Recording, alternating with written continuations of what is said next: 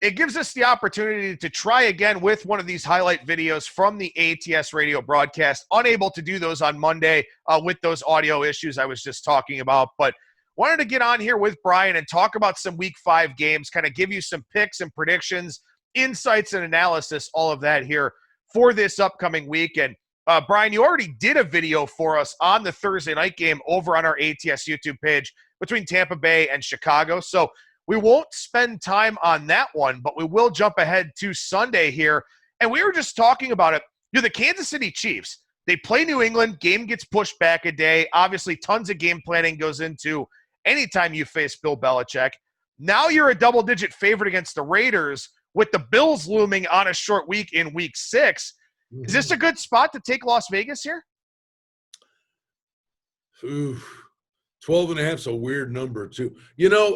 Part of me would say the Chiefs come out and light the Raiders up and say, let's get the big lead.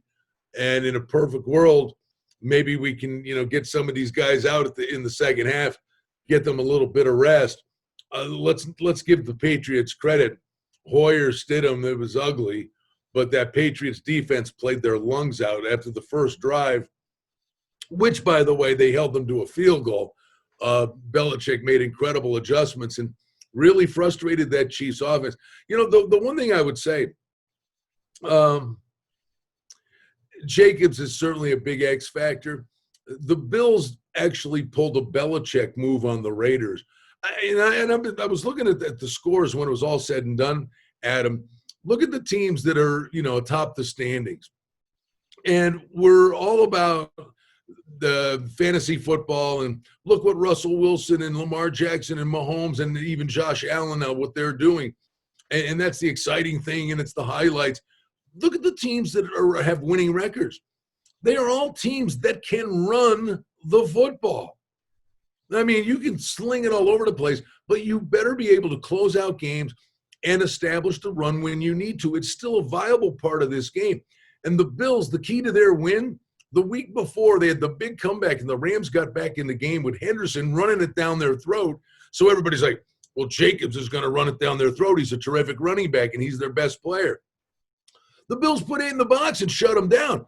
And basically, they had a couple of plays over the top. One was a bomb that was called back for a touchdown, the Raiders, to Aguilar. And then they had an interference call late in the game. But the Bills basically took Jacobs away. I'd look for the Chiefs to do the same thing. Can Carr beat you over the top? And with Ruggs not in there, these guys are NFL receivers. They'll get a play or two or a chance or two. But I think the Bills actually put a pretty good blueprint out there to give the Raiders a hard time. Yeah, and kind of with that sentiment in mind, as terrifying as it is to play an under in the NFL right now, I kind of like under 57 in that game. I think this is one where, as you kind of talked about, the Chiefs try to get out early, and then they try to put it in cruise control and save some bullets, save some legs, save some guys for that quick turnaround against Buffalo, a game that, at this point in time may end up having some, playoff implications in terms of home field and something like that. So I think maybe you look under 57 here in this Vegas-Kansas City game. The concern for me with Vegas on the spread is that Derek Carr cannot go vertical. They are checking down a ton. He's just not comfortable throwing downfield for one reason or another. If they do get behind and have to play catch-up, that worries me. Now, they could get yards in chunks, 8, 10, 12 at a time throwing underneath against that soft defense from the Chiefs. Maybe that also hurts the under here. But, again, I think Kansas City will put themselves in a position where they are ahead at halftime, can pony up a little bit in the second half if they need to. But I think they try to go running clock as much as possible in this game. I kind of like the under in that one. Yeah, and honestly, the number, like I said, you go broke in the NFL laying double digits. If that scenario we're talking about is in play where KC gets the lead and maybe say, look, we got to turn around, I don't know that they do or don't. It's just something to consider, that they maybe take some guys out knowing they have to play again on Thursday. Then the backdoor cover certainly could be in play with a garbage touchdown at the end.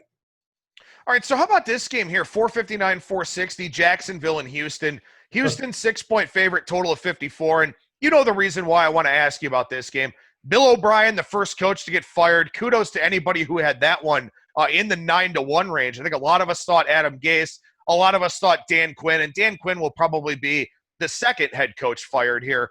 Should have already been fired, quite frankly. But what about Houston here? They're 0-4. They're not going to make the playoffs at this point, probably, unless they really turn things around. But they no longer have Bill O'Brien there. Is this a 1 week bump for them? Is Jacksonville that bad that Houston can cover? Any thoughts on that game? Jacksonville is that inconsistent.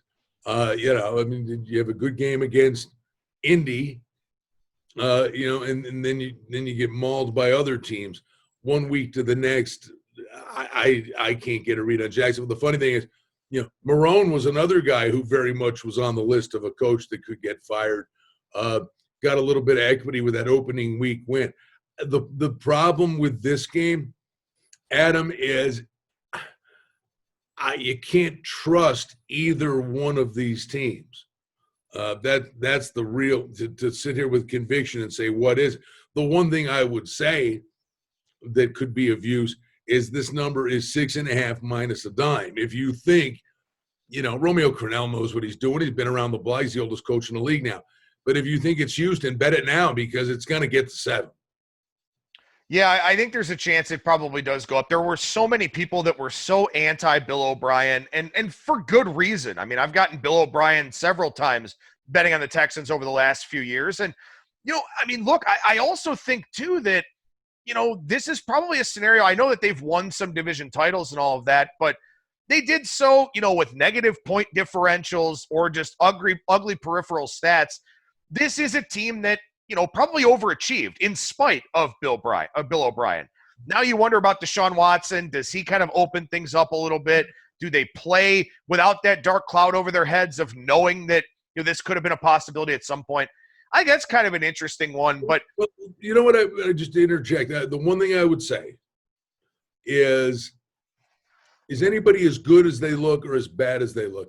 Houston, you looked at the gauntlet they played, Kansas City, Baltimore, on the road at Pittsburgh, and then, Minnesota was the straw that broke the camel back. Well, it was a battle of 0-3 teams. But really, at the beginning of the year, you might not have thought they were the division winners, but did you think Minnesota, was like this 0-3 kind of team? I mean, they're a 500 team and with upside, and you got a running back in Cook, and I think the emergence of Jefferson opposite Thielen now because they missed Diggs mightily. It seems like maybe Minnesota's getting their act together. So everybody's like, they lost to 0-3 Minnesota. Well, Minnesota maybe is not that bad, because listen, buddy, we were doing these podcasts during the summer months. We can't ignore the stuff that we talked about weeks ago. We said there are going to be teams that handle this thing well and teams that handle it miserably. And I've said we did videos on this. We talked about normally week 1 to week 2, there's your adjustments, your power rankings, maybe into week 3 a little bit historically. But week to week, we see these massive shifts in the number. But we talked about it may take a month to know who these teams are because there was no real contact in training camp. There were no preseason games. Maybe Minnesota gets their head out of their backside and turns into a decent football team.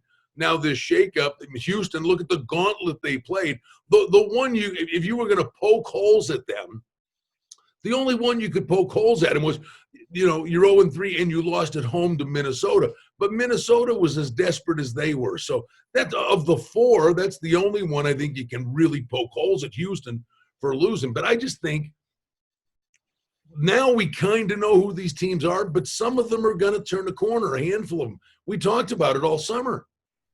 Yeah, and I think the thing for Minnesota, too, is, look, they're averaging well over 6 yards per play. They're averaging over 6.5 yards per play. It's the defense that's not any good. So, yeah, they were an 0-3 team. They've got flaws, but they're still, a top 10, top 5 caliber offense in the NFL right now from a statistical standpoint. So that's still a challenging situation for a Houston team that, has kind of a drought at the skill positions with some of the transactions that Bill O'Brien's made. They can never protect Deshaun Watson, stuff like that. But I do want to get to the Minnesota-Seattle game because you just talked about Minnesota. Yeah. And I know that even though we're looking at a total here, basically in the 58 range, you're still looking for a lot of points in this game. I think it goes over. But the thing I was just going to say, the final note, and it bleeds into this game. Look at Dallas. I mean, the numbers Russell Wilson's been putting up, they should be murdering teams. They're all close football games. Seattle's a mangled mess in their secondary injury-wise. And the one thing across the league, I think tackling sucks. Oh, I think bad. That's It's really bad. Thing with no preseason games and training camp with minimal contact, that these guys literally are just to the point now. You're played 4 games. Maybe the tackling will start to improve, but that's been horrific. But Seattle, their secondary, even Adams is hurt now. They're a disaster. Look at the Cowboys secondary. But Minnesota can score with Cook. And we mentioned the weapons already with Thielen, now the emergence of Jefferson. They can score. And Russell Wilson is just incredible what he's been doing. And Carson beat the rap on the injury, and he's back, and he's running like a horse. I don't see either team's the prop would be over-under, I'd say under 1.5 punts in the game. Yeah, the thing I worry about a little bit for Seattle here is going back east to west. We saw San Francisco really struggle in that situation here this weekend, but also San Francisco, everybody's hurt. And, Seattle doesn't really have that problem. And they have Russell Wilson, who, quite frankly, I think Russell Wilson's the best quarterback in the NFL. I mean, what he does with what he, has to work with what he's had to work with, the guy's just exceptional. So I think that, we could definitely see a lot of points in that one. And I encourage you to check out Brian's other videos here on our ATS YouTube page, including where he took a look at the game on Monday Night Football between the Chargers and the Saints right here on our ATS YouTube page. And make sure you subscribe to ATS Radio across all of those different podcast platforms.